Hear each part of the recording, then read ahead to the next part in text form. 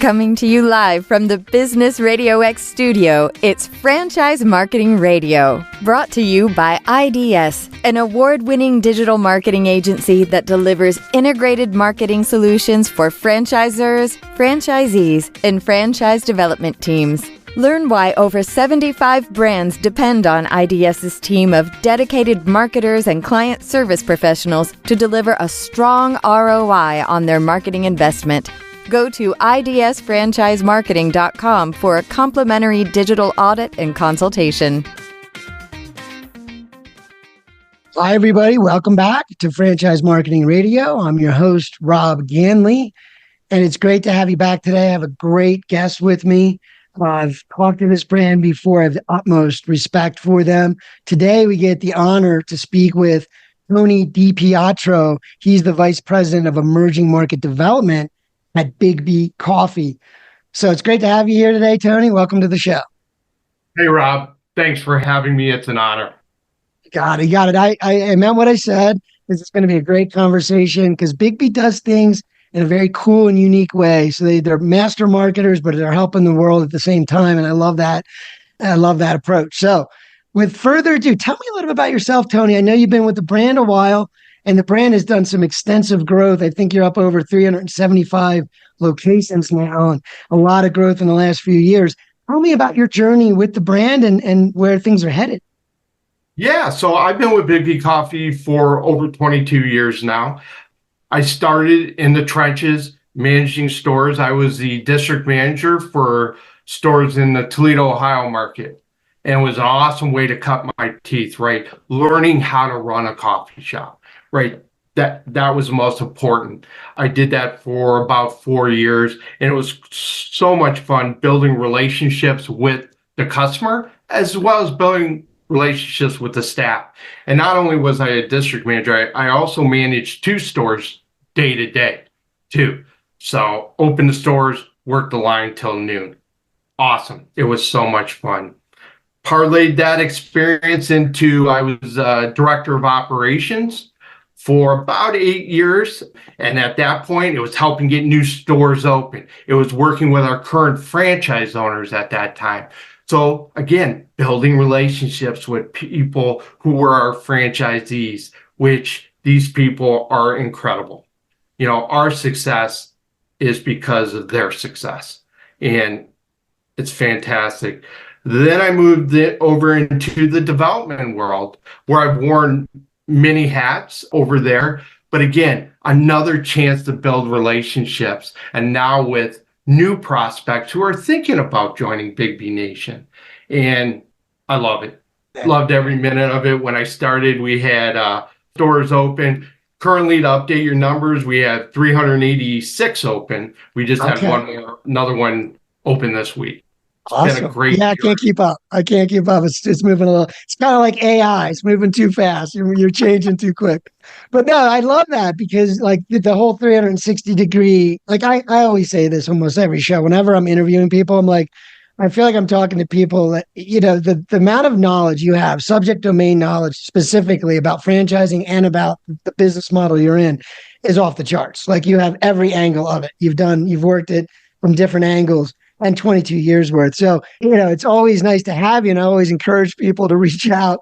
I usually wait for the end of the show, but I'm like, you got to talk to these folks. They're really knowledgeable people.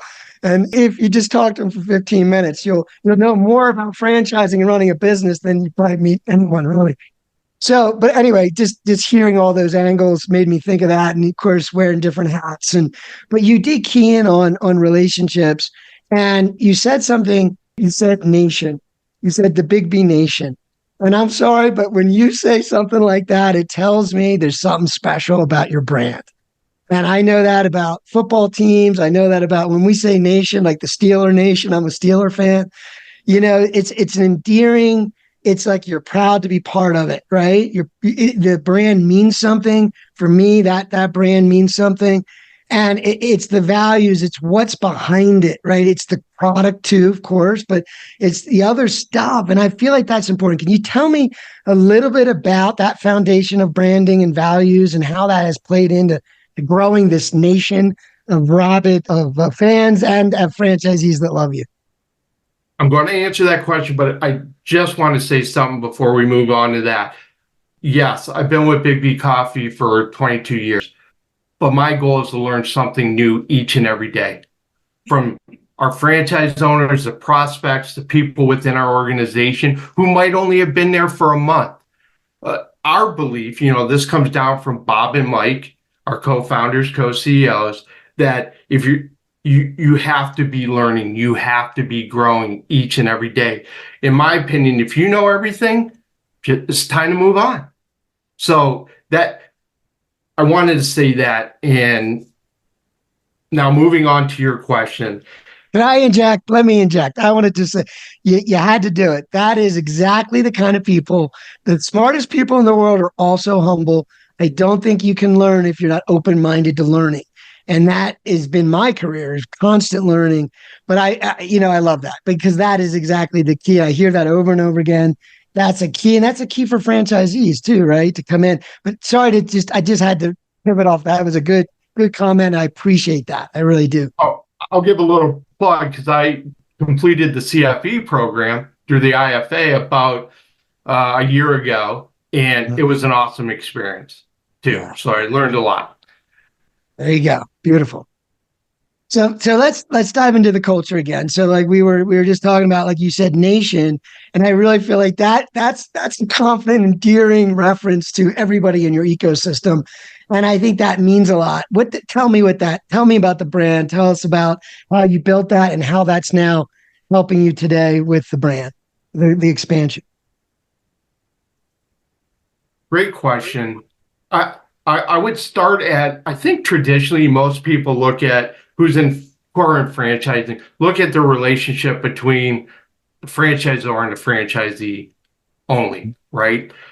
We've broadened that base. Not only, our franchisees are very important to us, 100%. Number two, the staff in our home office. Number three, the people in the communities where we do business. Not just that, but how we do business globally. Our vendor partnerships, and the environment, right? Those are all part of the things that you have to take into consideration to be successful. And I'm not saying nobody else looks at it that way. I'm sure they do. But that's when and the families of the people that we're involved in, right? The families of our franchisees, our home office staff, etc. So it's how to support every level there, because if you can support every level there, then you can do something amazing. Yeah. Well, I think there's a, as you said, I think it's about being deliberate, just sharing the idea that you should extend that community to be further, families, vendors. I know you guys work with, you create your product through farmers and through partners like that. And so you get to know them and everybody connected with them. So it's just, I guess, about being intentional, right? So do you have like an example of what that intent would look like if you want to include someone or make them feel part of it? Is there something you guys are doing that kind of like makes people feel included and inclusive of your brand? Yeah, I would start with Bob Fish, our co-CEO, co-founder, and his wife, Michelle, they're building a true farm direct program. And they're traveling the world. They're visiting coffee growers in multiple different countries, right? They want to see what their needs are, see if they're a cultural fit for us, which means, are they supporting their workers? Are they supporting their communities? Are they doing this ethically as well? And it's been a great journey. Bob Fish has a blog, One Big Island in Space. Yeah. And if you want to see his journeys and get full submersion in what we're doing, that's what we're doing. We have a goal to have a name, a face, and a place with all the coffee that we produce, and extend that grace, support people in building a life they love outside of the Midwest, outside of the US. And he really believes that, and we all do too, that model can go across the world and support people who are like-minded, who are willing to do these for the same types of people. And in supporting them, they're going to get a better price for their coffee because we're going to cut out middlemen on that. And it makes good business sense too, because we're going to secure our coffee inventory. Right. That's one example. Yeah, no, and I think if I were looking at it from a marketing standpoint, marketing is brand marketing, especially, is about storytelling. It's about that transfer. I said earlier, the nation, we say it with our football teams a lot of the time, but it's like, what is it that you're transferring? What is that pride that you're feeling? It comes from the branding. It comes from what it represents, what your city represents, right? And what you're doing and telling that story, even though it's a separate blog and all this, it's storytelling for the brand. It says what the brand is about, what they care about, how they're making an impact. And today's marketing, and I call it social marketing, not social media marketing, but being socially responsible, being aware of the world around you, being intentful about the parties that are involved with your brand. Like you said, extending it a few tiers deep and really saying, we want to do the right thing for everybody involved in this thing. Right. And I think that is a great form of marketing, even though that the main focus of the marketing is just to tell a story because proud of the story and want to make it known. But there couldn't be a better way to say that I'd rather drink coffee from BIGGBY because, all things being equal, it's a great cup of coffee. And oh, by the way, they're great people. So that's just, to me, you can't beat that kind of marketing. So whether you're doing it intentfully just for marketing, I'm just pointing out, is a great way to market when you can tell honest stories that are making a difference and it is related to your brand. Thank you. That is appreciated. And, so a couple other stories, right? It's, why do people join BIGGBY Nation? Why do they decide to be a franchise owner, right? There could be a million different ways people want to start their own, but I usually boil it down to three. But where the success comes in is the pride and the ownership that those franchise owners take in their stores. We've got franchise owners who've been around with us for 20 plus years. And now their kids who I met when they were in middle school now own their own stores as well. That's pure awesomeness, right? Yeah. We can gauge our success by their feedback, but also in, our organic growth over the last 3-4 years is always in that 30 to 50%, 30 to 40% range. That says we're doing something right, that those franchise owners are happy. Yeah. And i.e. they're happy, they're profitable. So it's that, again, yin and yang between feeling taken care of and being supported and building a life that they love and having a successful business. Yeah. So let me ask you a two-part question then. Obviously, this is like a lot of brands. It should be all brands, but certainly when you're emerging, it's maybe a little harder to do this. But all brands should be very, very choosy about who becomes part of their brand, right? At least in terms of franchise ownership and things. And that's why we talk about awarding franchises in the industry. Tell me a little bit about, how do you consider a candidate? What is it you're looking for? And then maybe help the audience with some questions that you typically hear that you think are pretty common that people often have about your business model. Like, what is it? There's usually a burning question. So what are you looking for? And then what do they tend to ask you when you have that initial conversation? So I'm going to take it up one tier, and then I'll come down to your questions. I mentioned this a little earlier. I think there's three main reasons why people turn to BIGGBY Coffee. One, they're tired of working in a traditional 9-to-5 corporate American job, right? They seek something more. Number two, they've always wanted to own a business that was scalable, but didn't know where to start. right? They've never done it before. Their families have never done it before. And then number three, they want to spend more time with their families and their communities, but lack the time, money, and resources to do it. So three main reasons why I feel people turn to us. And then, okay, and then in our conversations with individuals, it's about building relationships. I think one of the first questions I'll ask somebody when I first meet them, and we did this earlier, what was the first concert you ever saw, when and where, right? Hey, at the end of the day, building relationships is going to be key. It's going to help you through the good times as well as the not so good times, right? Because you can have that open dialogue with the individual, right? This might not be the most scientific way, but if I could see myself working behind the counter with that person for an 8 to 10 hour shift, is that possible? Can I see myself going to have a beer with them or grabbing a coffee? Yeah, if those boxes are checked, great. We can teach people. We have all the systems and processes in the world, right? Yeah. Great. To make this scalable, that they just need to execute. We can't teach having enthusiasm, excitement, being concerned for others, being able to talk to individuals and have a conversation. Now, that could be taught, I guess, but I think people see through that very quickly. If that's not who you are, if it's not part of your DNA, I guess, because to own a coffee shop, you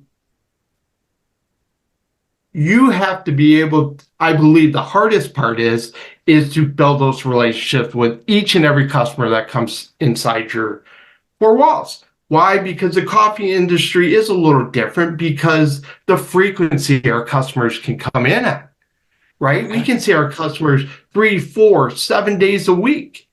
Yeah. And it's because of those relationships. When you say bye, it's not a period on a sentence. It's a ... for when the next time they show up.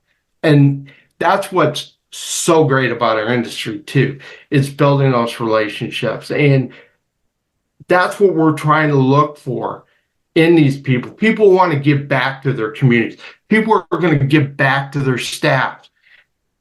Again, not just because it's the right thing to do, but it also will make good business sense at the end of the day to act that way. I love tying incentives with actions, right? I mean, great companies are able to do that, and that helps with motivation, and it helps with getting the results we all want, which is making happy customers and make profit along the way. But it's about the customers, right? You wouldn't be very satisfied if customers weren't happy, and that's again something you're teaching to be automatic, right? So they have to want to be in that. You're right. I was thinking when you said the frequency, I think about myself, and in some of those types of places, I know the people really well. I'm disappointed when I see a change in someone I see regularly, right? Like it's like, oh, they're gone. But it happens in that kind of a role. They may not be there, but there's always that person. You do get used to them. And you know what? That should be capitalized on. You should be cognizant that you should be forming that longer term relationship. And I'm not sure that would be obvious. So simple, but it's those little simple, obvious things that brands do for the franchisee that make it smooth, right? So our customer service levels are all the doing of our franchise owners. We just found out from Forbes for 2024, as it relates to customer service, we're in the top 5% of about 3,000 companies out there based on their customer service. Wow. Right.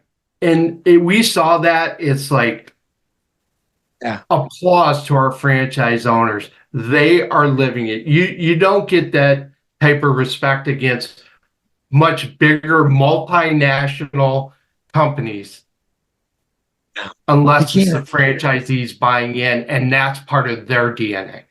That's right. And that starts with how we just talked about how you approach and recruit and then bring folks in, and it's the nation thing again. It's just, I'm proud to do this. I want to do this.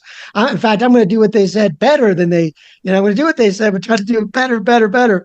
Like, you don't get that. That starts with culture. That starts with leadership. That starts with what they believe in. And you guys got it. I mean, to achieve the top 3% out of 3,000 companies is not an easy thing to achieve in anything. I'll correct you, 5%. 5%. Oh, okay. Only 5%. Okay. Anyway, all right. Let's tell me a little bit. Let's talk a little bit about the marketing that gets you there. Obviously, you still got to get the word out. In some areas, I know everybody knows you. In other areas, they may not, right? Especially markets you want to be in where you're not in as much, right? I would suppose. So tell me a little bit about the outreach. What do you rely on? I know there's some standards in the industry. We partner with broker networks. We have internet marketing services where they provide leads to us. And we do our own marketing of our own web assets and use different ways of achieving that. Is there something that you like or something that you guys feel or something that you lean on more than other in terms of channels for creating new conversations? I think there's always the broad-based marketing, right? That's handled by our home office, great team, very creative. You have our co-ops that are in the marketplace that are run by the franchise owners, right? Right. They are able to make decisions because they know their markets better. Then once you start getting out of the less dominated markets that we're in, some of our emerging markets, I think that you can do some broad-based stuff. My opinion is guerrilla marketing for that store with the help of us, but executed by that franchise owner, is going to be what's key. One, have an example is what we're saying, right? Have a flagship location. That's the boy that we can look at that. We can reference that, and that helps bring in the additional locations. Is that what you meant earlier? Well, I think, for instance, we have one store in Idaho right now. Mm-hmm.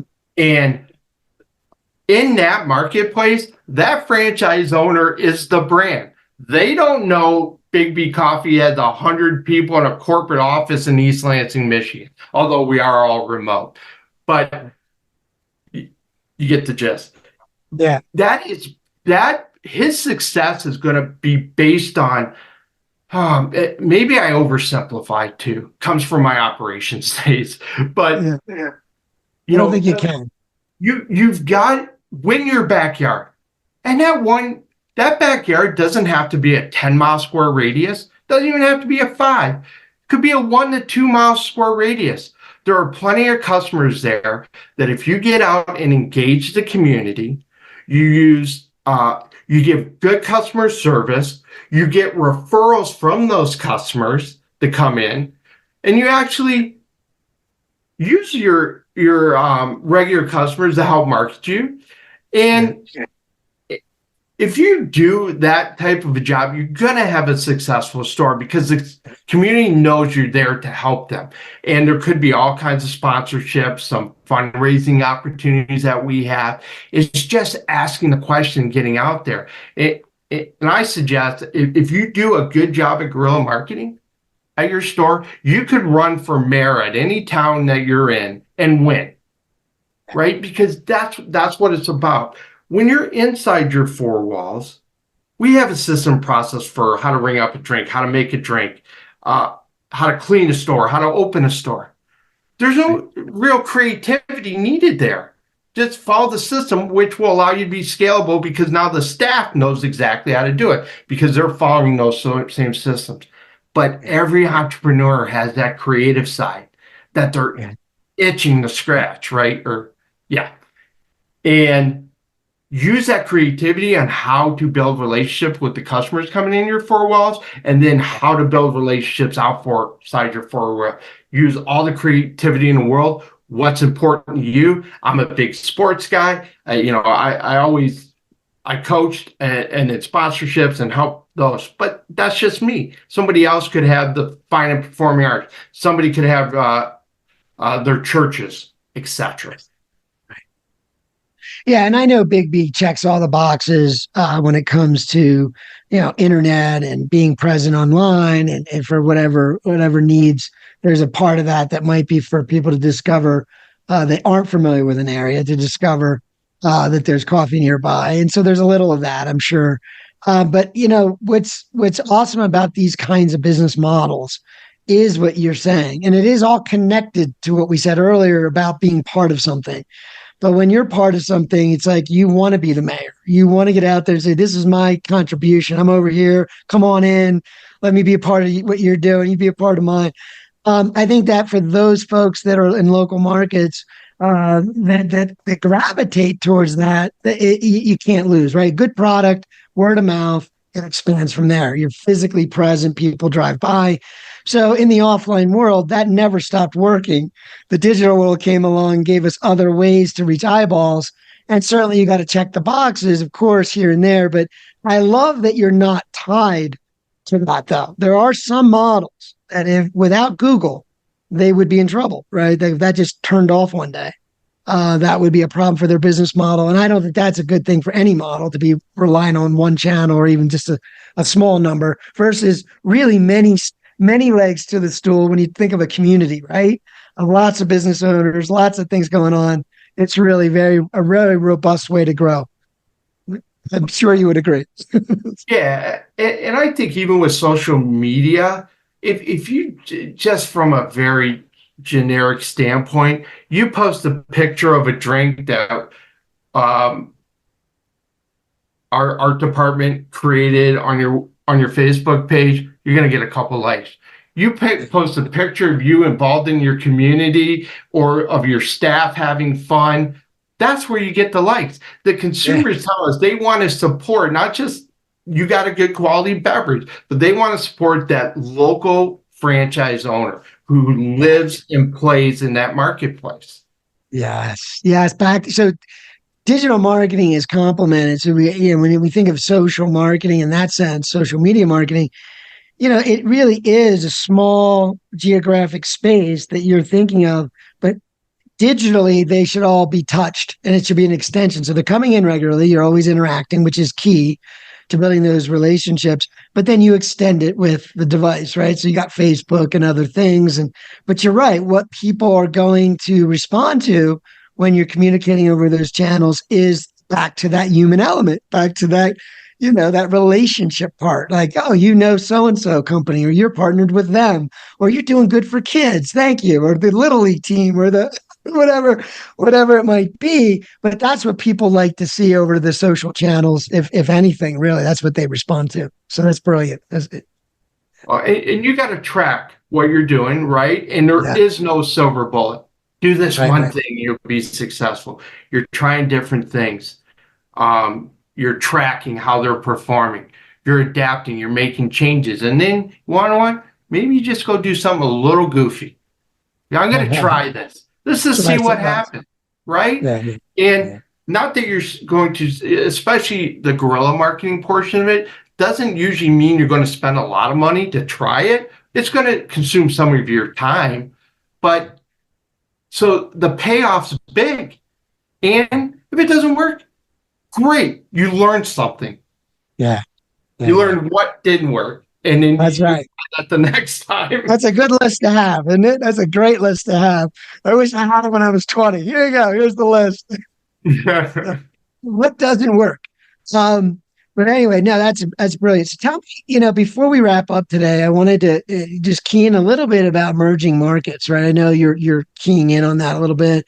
When you get to the size that you're at, it starts to become more strategic in how we're going to grow, where we're going to grow, what's important. Can you share a little bit about what you're seeing in the future, what you're optimistic about in terms of emerging markets and opportunities and where you're focused? Well, I think what I'm most optimistic on is our focus, right? We've got some key markets we're focusing on: Idaho, Virginia, Illinois, North Carolina, Tennessee, and Georgia. Now, we get inquiries to go in all these other states, but we're focused on those right now. Why? It's because we have local owner operators in those markets. The best thing we can do for them is get more stores in that marketplace, right? You get to 5, 7 stores in that marketplace. Now your logistical problems will go away a little bit, Right. or a lot, right? Because they're not a single, we use Cisco. They're not pulling out a local Cisco house. They can pull more stuff out of local Cisco house. But then now you're in the range where you can start a co-op, right? So, and have all those owners merge their resources together, right? Just more branding. So those are probably the 2 biggest things that we're doing, is that focus on those marketplaces and going to those marketplaces. The support we give all of our franchise owners is second to none, is my belief. But we got to continue to do this. And the interesting thing is we dominate Michigan right now from a unit perspective. But we got to remember what it felt like when we had 2 stores open in Michigan and translate that in, okay, what we do in Michigan isn't necessarily going to work because there's just not the brand recognition there.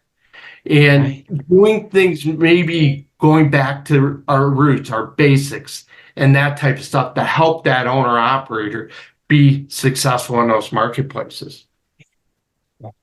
Well, before I let you go, maybe just share with the audience any advice that you might have for someone that just not sure. You had said earlier some of the drivers that, from a broader perspective, lead people to look at a franchise opportunity, but maybe they're just looking at franchising in a general way. What would you say in terms of what makes you, if they do kind of move in the direction of coffee, because there are obviously quite a few brands in the franchise space, different types of brands and doing different things, but what would you say is the unique thing? I think we keyed in on some huge stuff here today, but just to sum it up, what would you say is different about your coffee business versus what they might find in the industry in terms of franchises, and any advice you might give them as they do their due diligence? Well, the biggest piece of advice is to do your due diligence, right?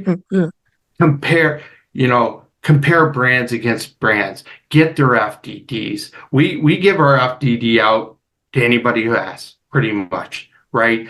You don't have to submit a franchise application to us before we get them, because we're proud of our FDD. We want them to have it in their hands, because that's how they're going to make a big part of that decision, is with the information contained in there. I would say it's going to be the hardest thing you ever do and the most fulfilling thing you ever do in your life.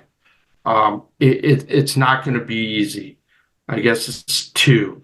3, if you're looking to do this as a side hustle or passive investment, air quotes, we're probably not right for you. Yeah. So that's number 3. That's fair. Yeah. Yeah. And then what's unique? Like, what would you say? Like, if I were to compare you to a well-known coffee brand that's doing similar things, what would you say? I mean, I'm sure you get some of that where they're looking at similar models. How do you handle those? What would you say are the key unique qualities of your model? Okay, so we're going to competitive advantages, right? So yeah, competitive advantages. Yeah. I would say culture and people, right? I think we spent a lot of time talking today. If what has been said earlier does not resonate with you, then we're probably not going to be right for you, right? Number 2, systems and processes. Because if you look at the reasons why that I mentioned earlier, people turn to us, it's because they need help fulfilling their dreams, right? They need support in building a life that they love, right? We're 100% franchised. Our focus is on the franchise owner. We don't have to worry about corporate stores that we're trying to make profitable. It's 100% focused. So again, number 2 is systems and processes. And then I would think Number three is product and innovation. Our coffee, our profile, Bob Fish is an expert in coffee, right? And what we're bringing to the table, some new items, our Farm Direct program, how we roast our coffee. We could geek out for another hour about coffee profiles and roasting methods, etc. Yeah. But then the innovation too is important because it allows us to be more competitive in the marketplace. And it also, we're trying to keep the costs low. Yeah. I believe we have one of the lowest initial investments in the category because we want to be able to invite more people into this. We want people that are, just don't, nothing gets people with high net worth, right? They've worked really hard and they're going to be great in our system. But also those people that are like young and they're go-getters and they want to carve out something, they're like, yeah, we want those people too. And we're trying to have BIGGBY be for everybody. I know I probably did not.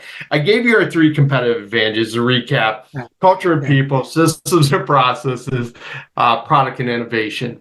Yeah. But I would echo. Yeah, I would echo that. I would say that you can't really even, when you said nation, I know I brought that up several times, but that is because you've built something that is hard to build, that is intangible. But it means that when I talk to others about what I'm doing, I've got something that comes out of me, that passion, that belief. That's what attracts people to want to partner with you and build a business with you. And so I think your franchisees have that huge distinct advantage of the stories that you're telling.